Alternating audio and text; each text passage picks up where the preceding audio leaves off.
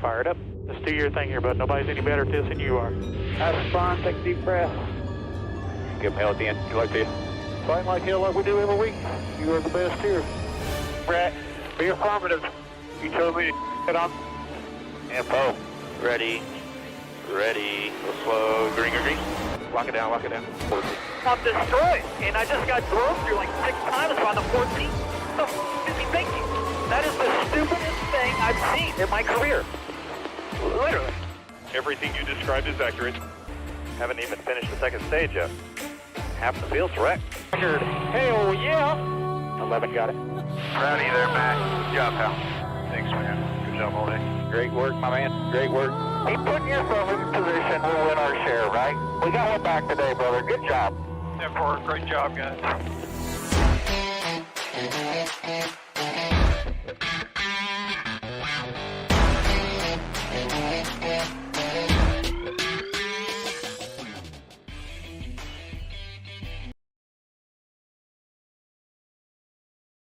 And welcome back to Racing in the Draft. My name is Mark. Thanks for joining for the live video of driver breakdown post-qualifying at Darlington. As we see last year's Goodyear 400 winner, Martin Truex, celebrating his victory. But make sure that if you're joining in, make sure you hit the like, subscribe button. And throw a comment out there if you have any driver picks this week that you really like. Throw them out there. If you've got lineups and you want to discuss them, we can do that also. Once again, it's a free video and it's free advice, so take it for what it's worth. But either way, let's get into this weekend's race. All right, we are at Darlington for the Goodyear 400. Weather should be very, very cool, which is very unusual for Darlington this time of year, and at pretty much any time when we go to Darlington, being in South Carolina, it's typically very, very warm. So that may play a factor into at least tire wear, tire grip, and how much rubber gets laid onto the track. But either way, this is a steep banked, high, very high tire wear, intermediate speedway. The length of the track is 1.33 miles and 25 degrees in turns 1 and 2, which is much more narrow than turns 3 and 4 with 23 degrees of banking. The race length today is scheduled for 293 laps. Don't think weather will be a factor other than being cool, but we don't cancel races for colder weather. Only rain and stuff like that, precipitation, which I don't foresee happening today. I think they should be partly cloudy most of the day, so the track probably should be pretty fast. And also, like I discussed, tire wear will be a major factor. Dominator points will be something to definitely take into account today, with 205.10 coming from 73.25 laps led and 131.85 fast laps. So we're probably going to be looking for at least 2 dominators, definitely 1. And when we get into kind of the breakdown from prior races, we can definitely see that 1 or 2 dominators are absolutely important. Could potentially, if this gets kind of wonky, we could have 3, but really 2 is going to be the kind of the key spot we need to look at. We're probably looking at least 1 or 2 place differential, probably 2 place differential guys, so guys coming from the back, and that may be kind of chalky and pretty easy since Chase Elliott decided to wreck his car, and so did Kevin Harvick during practice, and they never took a qualifying lap. So they will be starting from the rear of the field. With that being said, those 2 guys will be extremely chalky. It is fairly difficult to somewhat pass at this track, even though Justin Allgaier proved us completely wrong yesterday by starting from the rear of the field and making his way first by the end of stage 2, the beginning of stage 3, and he also worked his way through lap traffic a few other times. So yesterday's race was quite entertaining, and we saw guys coming from the back of the pack. So Chase Elliott is definitely capable, and so is Kevin Harvick. But with that being said, let's get into our track comparison. We look at Dover, Darlington, Miami, and Bristol. All three of these tracks are fairly unique, and we don't race a whole lot that are like it. They are all high tire wear. Bristol's not as high tire wear as the others, but steep banked. So those are the tracks I kind of take into consideration when doing my driver comparisons and kind of sorting them out on who I think is going to run well and not run well. I also take a look, so we'll pull up our most expensive driver here, Kyle Larson, $11,000. If you caught my video on Friday, I go through a much more deeper dive of their prior stats at this track and where they finished the last time they raced here and their total attempts at a particular track. But Kyle Larson, $11,000, starting second today. I expect Kyle Larson to probably get past Joey Logano during stage 1 and at least probably lead till the end of stage 1, and then pit stops will come into play. Kyle Larson's pit crew is typically pretty fast, and he could easily get himself out in first. Kyle has never won at this track, and today could be the day for him. But is the Lady in Black, the track too tough to tame? They end up with Darlington stripes, and we're racing the next gen car, which they haven't done at this track yet. So with all that taking into consideration and account, there are going to be some other guys that we will target. But as you can see, you can read most of the stats here. We won't cover a whole lot of those during today's video.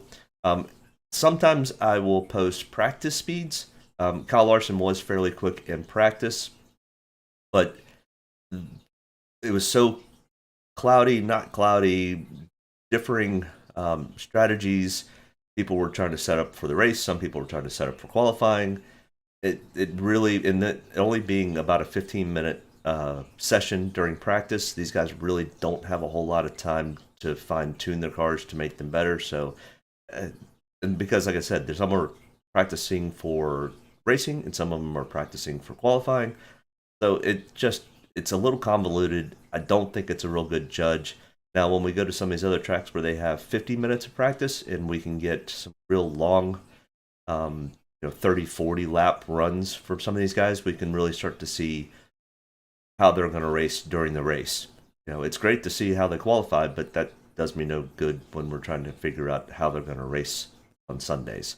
But Kyle Larson was first during the race, the pre-qualifying video. He's now third, and you can probably guess why, because Chase Elliott and Kevin Harvick are starting from the back of the pack. I do have about 30 to 35% ownership of Kyle Larson. He would be my pick potentially for the win today, and it's also Vegas's pick for probably the lowest odds. But with that being said, Kyle Larson going to be a great pick for a dominator to lead laps and fast laps.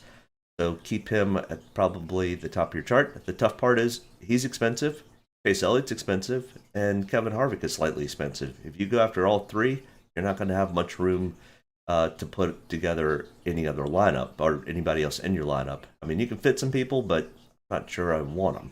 Now, there are some inexpensive value guys that I do like, and we'll get into those once we get down to the cheaper drivers. Next in line here, Chase Elliott, who royally wrecked his car. They have gone full backup, and we'll go to the back of the pack to start the race. But Chase Elliott, 10,600, is starting 34th. I expect Chase to make it into a top 10, top 5 type situation. He has never won at this track. He did finish 31st here in the fall race last year. He has started 10 times at this track. He does okay, but I think there's great potential that he easily gets himself 20, 25 points just from place differential, and if he gets himself into a top 10, he's going to have a really good day, whether he that has any dominator points at all. So with that being said, Chase Elliott, he also will be extremely chalky. I expect him to be probably somewhere between 50 and 60% owned. along with Kevin Harvick. I expect to probably be in the 40 to 50% range, just because Chase Elliott's having a much better year than Kevin. But with that being said, I will still have 35 to 40% ownership. Might be a little underweight from the field, but you've got to differentiate your lineups a little bit, and you got to save some room for some other drivers that are going to be priced on the little bit higher side. So let's continue on here. Martin Truex Jr., 10,500, starting fourth.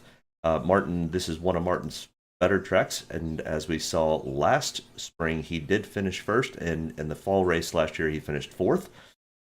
He's averaged an 8.6 average finish in the last 5 starts here. He is fifth on the power ranking, and I'm going to have about 30 to 35% ownership. If you happen to join the broadcast currently, if you want to hit me up with any comments, any driver lineups, or any thoughts about who I've got picked, and you want to discuss it, that's great. Hit me up in the comment section. If not, and you like the video, make sure you hit the like and make sure you hit subscribe so you get notified when I post new videos, and go live for race day coverage. Denny Hamlin, 10,300. Denny was fast during practice and went to go qualify, and on his qualifying lap coming out of turn, going to 3, coming out of 4, he had an issue with the engine. He is starting 22nd.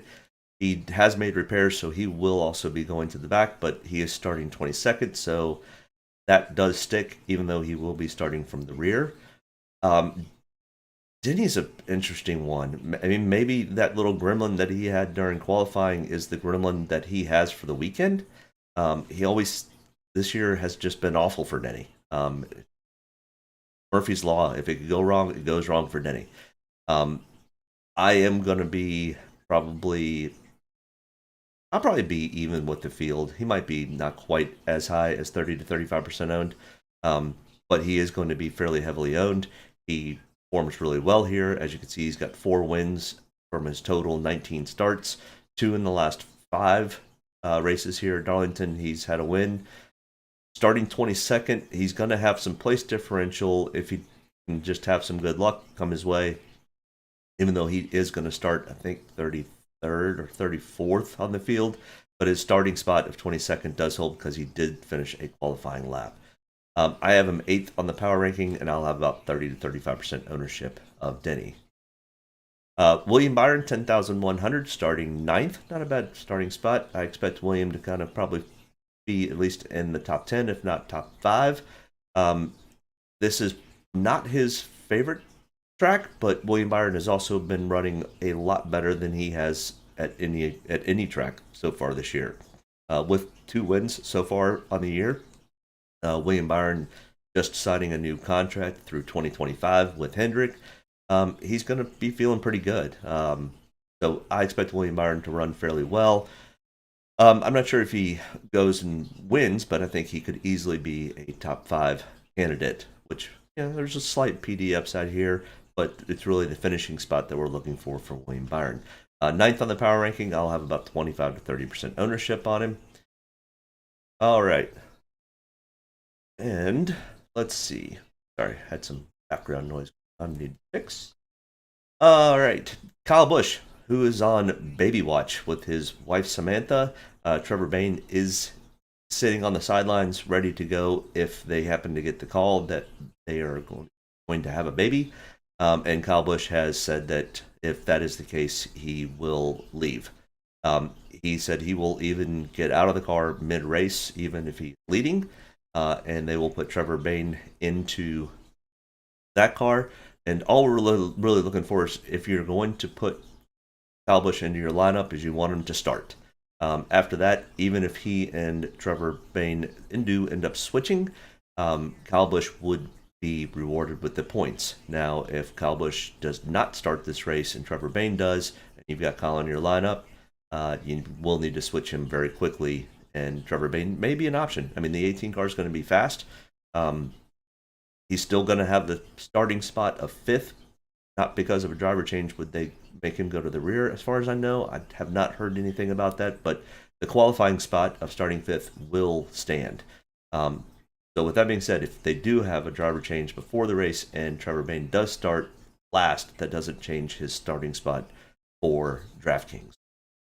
So we're really looking for Kyle Busch to wait to have the baby until Monday or Tuesday, and we can get him to race this race, because I've got about 20-25% ownership. Starting 5th, he does run fairly well at Darlington. His practice speeds were very, very good. We're not going to have much of a PD upside here play, but probably a good driver to look at for finishing position. Power ranking of 7th. All right, next on the line here, we've got Ross Chastain, 9,700, starting 8th on the field. Ross has been running extremely well this year. He ran the Truck Series on Friday night and ran extremely well until the last lap or two, when he had a right rear tire go down and he ended up collecting the wall. Or no, hold on. I'm getting my races confused. I'm sorry. He restarted and I can't remember. He did have trouble, which kind of hurt his finishing position, but he was running extremely well until that happened, and it happened right at the end of the truck race. But 9,700, this type of track is favorable for Ross's driving style. He's fairly aggressive, but also does understand how to save tires. I expect Ross to be probably decently heavily owned, but he's going to be, because we've got this Chase Elliott and Kevin Harvick thing going on, it's going to be tough to fit a lot of these other drivers. So he may not be as heavily owned. I'm probably overweight on Ross Chastain this weekend, which I'm okay with. But 35 to 40% ownership for me, and I've got him power ranked at 4. Alex Bowman, 9,600, starting 15th. I like the starting spot for Alex. It should be some decent PD upside here. I think he might vie for at least a top 10 and potentially even a top 5 if things go right for Alex. This is not his best style track, but he's also been performing very well this year. So taking that into account, I've got 5 to 10% ownership on him. I don't know, just a gut feeling and just kind of how the things worked out. I would rather take a Ross Chastain, or definitely not interested in taking a Ryan Blaney either. But either way, I will have some ownership on Alex, but I mean, if you were 15 to 20% ownership on him, I wouldn't argue with you about it, because he does have some PD upside play here. Ryan Blaney, I'm surprised I even have 10 to 15% ownership on him. I'm surprised he came in 10th on the power ranking. But Ryan Blaney this is not his best track. Starting 7th, that there is a little potential for PD upside play, but I think he squeaks out maybe with a top 15, might get himself into a top 10, but this is not Ryan Blaney's forte or style track that he loves to race at. So with that being said, I've only got 10 to 15% ownership on Ryan. Joey Logano, 9,200, starting from the pole. And if you've watched many or any of my videos in the past, you know that I do not like the pole sitter. The pole sitter almost never ever makes the optimal lineup, and very rare are they even in lineups that cash. And Joey Logano does race okay here. I expect him maybe to have a top 10 finish. I don't expect him to lead a bunch of laps with the company he's got behind him. I just don't see any positive outlook for Joey when he's got a 9.6 average finish and he's starting first. If he finishes 10th, unless he led 150 laps, I don't see Joe Logano being potentially somebody who makes the optimal lineup, or even potentially the cash lineups. So I am fading Joey Logano completely. I'm sure most of your the chalk will be to stay away from Joey Logano. So if you want to put him in your lineup, go for it. But I've got 0% ownership in Joey Logano. Tyler Reddick, 9,000, starting 10th. This is a style racetrack that Tyler Reddick will run very well at. He is tested here for Goodyear during the tire test, along with Kyle Larson. But these guys love to rip the high side. I mean, they love to run up next to the fence. They're comfortable up there. They know where the cushion is, the air cushion, next to the wall. I expect Tyler Reddick to run extremely well. He starting 10th. He finished 18th in the fall race last year, but he does have an average finish of 14.6. Now, he's only started 5 times, and in the Xfinity Series, he does have 1 top 5 and 2 top 10s. But I will have 20 to 25% ownership on Tyler Reddick, but I think Tyler Reddick hopefully turns the rest of his year around for this year. Hey, if you're just joining the video, make sure you hit that like, subscribe button, and make sure you hit me up in the chat if you got any questions or driver lineups you want to discuss, or if you love or hate some of my advice, I would love to discuss. So make sure you hit me up in the comment section. And if you happen to check this after we stop the live video, I'll still be more than happy to answer any questions prior to the race. I'll answer them even after the race. But if you see something that you think is stupid and you don't agree with what I have to say and you want to come back and hit me up afterwards, that's too. Or if you did really well in your lineups and you want to let me know, that is even better. Kevin Harvick, 8,800, starting 35th. Yep, had a left rear tire issue, which ended up really messing up his rear diffuser, and they had to replace it and a couple other parts on the car. So he did not qualify, and with those repairs, he will start from the rear of the field. Number 2 on my power ranking, I will have 30 to 35% ownership. So pretty much, I do have a couple lineups that have Kevin and Chase in them, but most of the time I've either got Kevin in one or Chase in one. Mostly just kind of covering my bases. Both of them could easily potentially end up on the top 10 day, which will put probably both of them in the optimal lineup, depending on who the dominator of the race is. If there happens to be one. If there doesn't happen to be one, Kevin and Chase could easily both fit in the optimal lineup. But I think you're going to have to kind of choose between one or the other. I'm not sure you fit both of them in and find correct dominator, because I think the dominator is going to come from at least $8,800 and up. Next in line here, Austin Dillon, 8,500, starting 14th. Austin races, fairly well here. He did finish 10th in the fall race last year. He is having a fairly good year. Last week was kind of a rough week for him, but prior to that, he'd had a couple top 5s this year and been running very well, along with his teammate Tyler Reddick. So both of them have been running very, very well this year. I expect Austin Dillon, I don't think he's a top 3. He could be potentially a top 5 today. More than likely, he's going to finish somewhere, probably where probably right there in the 8 to 12 range, which doesn't give me a whole lot of PD upside play. Now, if he can get up and potentially have some fast laps and lead some laps, that may help out. But 18th on the power ranking, I'll have it in 10 to 15% of my lineups.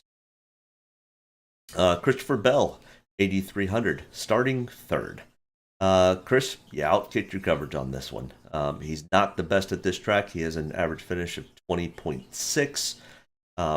And even in Xfinity, the one time he has raced in the last 5 races in the Xfinity Series, he finished 5th. Starting 3rd, that's not going to be good enough. We would need Christopher Bell to get up. Starting 3rd, he would need to get up. He would need to lead a lot of laps, and he would need to have some fast laps to make the optimal lineup. I'm fading. I think I've got him in one lineup, but 22nd on the power ranking, and like I said, I'll 0 to 5% ownership stake on Christopher Bell.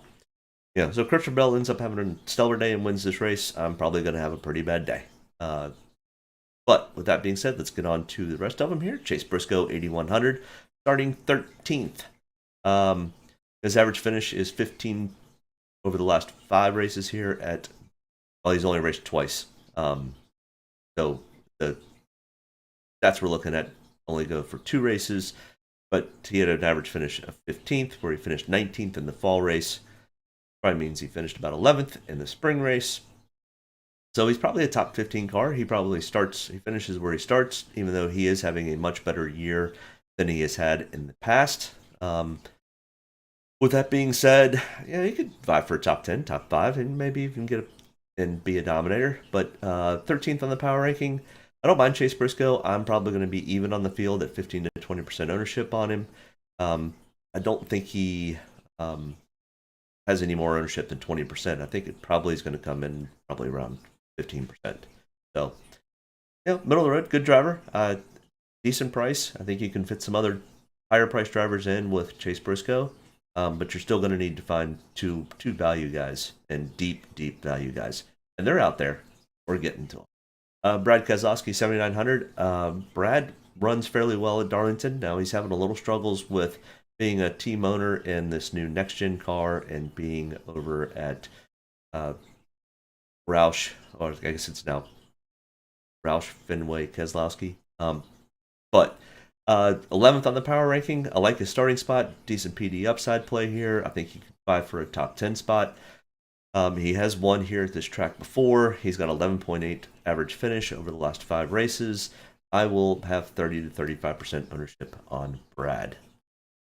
Daniel Suarez, 7,800, starting 20th. Average finish of 20.6. That doesn't really do a whole lot for anybody. I think Daniel could potentially have a better race than what his average finish is. Now, is he going to be up in the top 5? No, probably not. Is he going to be in top 10? Maybe. Top 15 is probably more realistic. 21st on the power ranking. But if you're finishing 18th and you start 20th, that doesn't really do anybody a whole lot of good with your price range. So, with that being said, I will have 0 to 5% ownership on Daniel Suarez. Eric Jones, here's one of my more favorite plays of the weekend. 7,700, starting 11th. This is probably one of Eric Jones's best tracks. 12th on the power ranking. His average finish is 13.4. He did finish 32nd here in the fall race last year. He does have a win here, and out of his 8 starts, he has 6 top 10s. So, most of the time he's going to finish in the top 10. That finish of 32nd is definitely kind of bringing his average down. But 12th on the power ranking, I've got 25 to 30% ownership on Eric Jones. Eric Almirola, 7,500, starting 12th with an average finish of 16.2 over the last 5 races here. I think Eric Jones is a top 20 car, but that's not going to do me much of any good unless he could be a top 5 car starting 12th. So I'm fading Eric Almirola completely. I think he'll be probably 8 to 10% ownership stake. But, he'd definitely be somebody to differentiate your lineup with if he ends up having a top 5 day. But I just don't see it from Eric. This is just not his style track where he runs super well at. He does much better on short tracks. Kurt Busch here, 7,300. Kurt's actually really good at this track. Starting 6th, an average finish of 13.4. He finished 6th in the fall race last year. 16th on the power ranking. I will have 15 to 20% ownership on Kurt Busch. With that being said, make sure you hit me up in the chat if you've got any questions about your lineups or questions about drivers and who you're thinking about taking or not taking. I'll be more than happy to try to answer those questions. Austin Cindric, 7,100, starting 19th. We don't have a whole lot of stats here for Austin. He was very fast in practice. I don't love when drivers at high tire wear tracks are fast for 1 or 2 or 5 laps. I would love to see 15, 20, 30 lap runs, which they just didn't have the time to do. But Austin did start to fade when we started to look at the 10 lap average. But with that being said, I do have some ownership stake in Austin because he has run well here in the Xfinity Series. And out of the last 5 Xfinity starts, he has 4 top 20s and 2 top 5s. So Austin's fairly comfortable here. He's had some run of bad luck lately. Hopefully that can turn around for him this weekend because I'm probably going to be overweight on Austin Cindric at 15 to 20%. I wouldn't argue if you faded Austin, just because his luck has not been the best, and I think we're gonna have issues today with cars and drivers, and some people are going to get taken up from no fault of their own. Hopefully Austin can avoid that and his luck can start to turn around. Chris Buescher here, though, 6,900, 18th is his starting spot for today. He finished 9th in the fall race last year, 9 average finish. He was decent in practice and not bad in qualifying. I like his starting spot. His typical run average here is much better than 19.9. I think Chris Buescher is somebody that we can definitely take a look at. We're starting to get into some value positions here where you can start to differentiate your lineups a little bit. So I think Chris Buescher ends up being probably a 10 to 12% ownership. I'm probably overweight at 20 to 25%. I would argue if you were underweight on Chris Buescher. Ricky Stenhouse Jr., 6,700. Starting 26, you would think, okay, that's a pretty good starting spot for PD upside until you look at his average finish of 24.2, and he's never had a top 10 finish. He's raced here 12 times and only finished in the top 20 7 of those times. This track is just not kind to Ricky for whatever reason. I will have slight ownership, probably where the field is going to probably show up. He's probably going to be 7 to 9% owned would be my guess. So I'll probably be right in line with everybody else at 5 to 10% ownership, and I have him ranked 26th on the power ranking. Bubba Wallace, 6,500, starting 17th. I think Bubba Wallace just outkicked his coverage. I think he's a top 25 car at best. This style track is just not in Bubba's wheelhouse. Much better on short tracks and super speedways. So 24th on the power ranking, and I just don't like where his starting spot is. If he were starting 25th or 26th like Ricky Stenhouse, I'd probably have 5 to 10%. But starting 17th, I have no interest. I think there's just downside when we look at him. Cole Custer, 6,300, starting 28th. Now, starting 28th, we've got some PD upside here. Is this Cole Custer's best track? No. But he does have a second place finish in the Xfinity Series. He finished 20, his average finish is 22.4. He finished 11th here in the fall race last year. I think his ownership may come in at 10 to 15%, so I may be slightly overweight on Cole Custer this weekend. But at 6,300, once again, I mean, we're starting to get into the spots that we can start to save a little bit of money so we can run 3 of the high-priced drivers. And Cole Custer may be one of those drivers that a lot of people look at. He is having a decent year this year. So I think he definitely has at least 8 to 10 spot PD upside play. Is he going to be a top 10 car? Maybe doubtful, though. Probably top 15, top 20, which has some PD upside. So depending on how you need to fit people into your lineups, could be the case. And make sure you hit me up in the chat if you got any questions, if you have any lineups you want to discuss, or drivers you want to discuss, or if you think my stuff is on point, or if you think I'm crazy, we can discuss that too, because I am a little bit crazy, but that's okay. Daniel Hemrick here, starting 24th, 6,100. No stats in the Cup Series. I do like his starting spot. He did race 4 times in the Xfinity Series over the last 5 starts, where he has 1 top 5 and 2 top 20s. Not the best stats. But I do like where he is starting, and he is racing for Colleague Racing, which I think will end up having a decent day. Top 20, I mean, I'm not sure he finishes much better than where he is, but I will have 10 to 15% ownership. I think his ownership state's probably going to be right about there because of his starting spot. So Daniel Hemrick, 6,100. Justin Haley. I like the Justin Haley play a lot. He probably is my favorite value driver of the weekend. There's one more we're going to get to in a few minutes that I like almost as much, but Justin Haley would be my absolute pick for value play at 5,900. Starting 29th. His average finish of 26.5 over 2 starts over the last 5. Got to remember, he was racing with much less equipment. He's racing for Colleague Racing now, which is much better equipment. He's been beating his average every weekend that he's raced. So I expect no different here in the Xfinity Series over the last 5 starts. He does have 1 top 5, 2 top 10s, and 5 top 20s. Starting 29th, I think Justin Haley easily is a top 20 or not top 15 car at 5,900. 17th on the power ranking. I'm very heavy on him. But I think Justin Haley easily probably is going to be a 30% owned driver, maybe 25. So I'm probably overweight, but I expect big things out of Justin Haley. Harrison Burton starting 25th. Yeah, there's a potential for PD upside here, but we just don't have many stats on him. No stats on him in the Cup Series, at least. In the Xfinity Series, he's got 4 starts with 1 top 5, 3 top 10s, and 4 top 20s. Nothing is telling me that Harrison Burton is better than 25th or top 20 driver. I think he could finish 22nd, 23rd. I'm fading out Harrison Burton completely. And we're starting to get to a point where I'm going to be fading most of these drivers. There are 3 more drivers that I'll have some ownership on. But Michael McDowell starting 16th. Michael way outkicked his coverage. 12 starts. He's only had 4 top 20s. He's never finished in the top 10.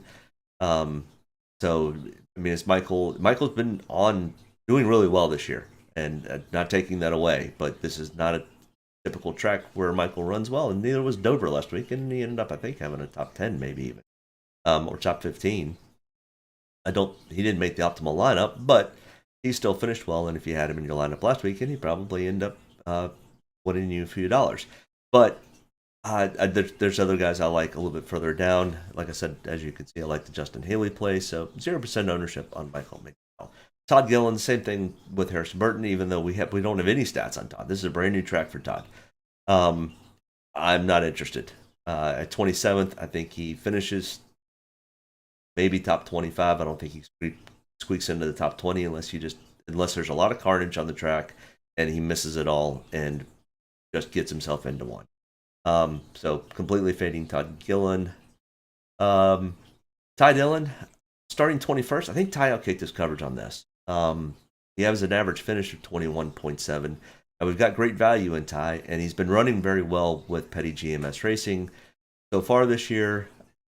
Can he get himself into a top 20? Potentially. I don't think he's a top 10 car, though. And I think you need a top 10 car day out of Ty Dillon for him to pay off, even at 5,100. I'm not going to argue with anybody for taking him, but starting 21st, I don't love the play at all. I don't mind the play. I've got 5 to 10% ownership of Ty Dillon today, but we're trying to find some value, and Ty Dillon is that value, but I think the next 2 drivers are better value. Landon Castle at 5,000, starting 33rd. Now, the equipment here is not going to be as good as what Ty Dillon has, but we've got 12 spots difference. And I think Landon could easily find himself as a top 25, top 20 car. And if that ends up being the case, that could be 12, 13 spots of PD upside. I mean, that could be a 30-point day for Landon. So I'm pretty heavy on Landon. I think Landon Castle may come in at 10 to 15% ownership, maybe even a little less. But I will have 30 to 35% ownership on Landon. We needed to find room for these guys higher up, like the Chase Elliott's and the Kevin Harvicks and those types of guys. If you're trying to fit 3 of those guys in your lineups, you're going to need to dig down here and find, a Landon Castle or a Corey LaJoie. Corey LaJoie, 4,900, starting 30th. Great PD upside play here. Corey actually runs this track fairly well with a 25.8 average finish. He finished 15th here in the fall race last year. So I like the Corey LaJoie play. I think there's at least a 5 to 10 spot upside. His price is $4,900, and he's driving a hot pink car on Mother's Day. I like the car. I think it's cool.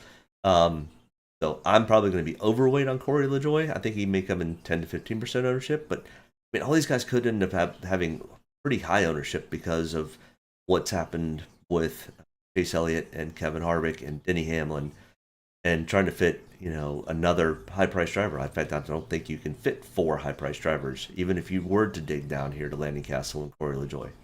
Well, maybe. But either way, I've got 20-25% ownership on Corey LaJoie, which probably is a little bit on the overweight side. But either way, I like the Corey LaJoie. I like the Landon Castle. I like the other one, Justin Haley. Plays a lot, and they give you the availability to fit some of these guys in. JJ Yaley, I think I've got him in one lineup, just because he's raced here pretty much all weekend. BJ McLeod, even starting, absolutely dead last, just no interest. He's actually bailed out of a lot of races this year and kind of finished where he started. And Cody Ware, he's going to have to get by Chase Elliott. And I know that they're not best friends right now. So there could be some interesting things that happen, even though I think Chase Elliott just goes right on by him. But Cody Ware, no interest. Starting 31st. I mean, if you were starting 36th, maybe, and that's a big maybe. There's just some other value guys that I would take long before.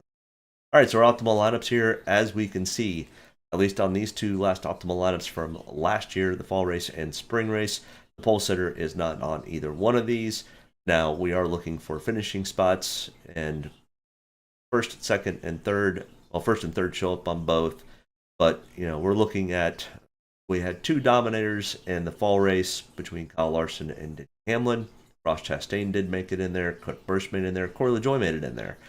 All guys that I really like this week also. And in the spring race, Truex Jr. dominated. 248 laps led, 62 fast laps. That's a stellar day.